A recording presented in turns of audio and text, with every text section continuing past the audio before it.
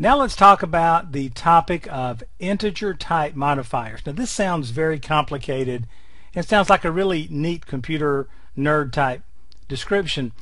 But an integer type modifier is simply a way to designate which form we want our variable to store data, because the bottom line is that some of the variables that we use in C++ can actually store the data in two forms, and we have a choice here. We can use a signed type data type, and that will store both positive and negative numbers, or we can elect to use an unsigned type, and that stores positive numbers only.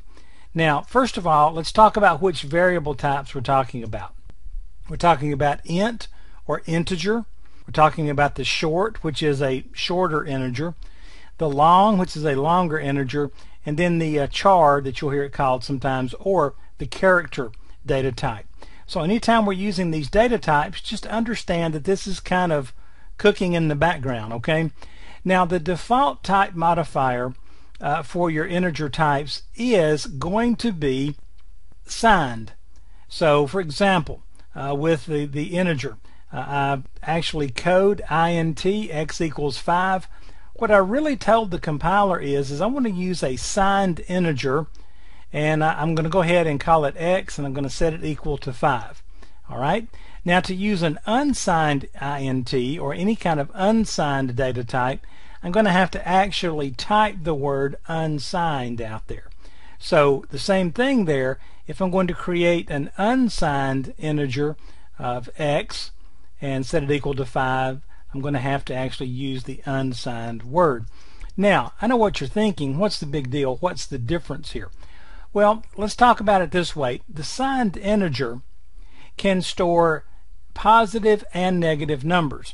So really what it does is it splits the total it can store right down the middle. You'll notice the negative one can go one more, and it stores from negative 2,147,483,648 to positive 2,147,483,647. Alright? So we're just kind of splitting it right down the middle. Now an unsigned integer data type can store from 0 to 4,294,967,295.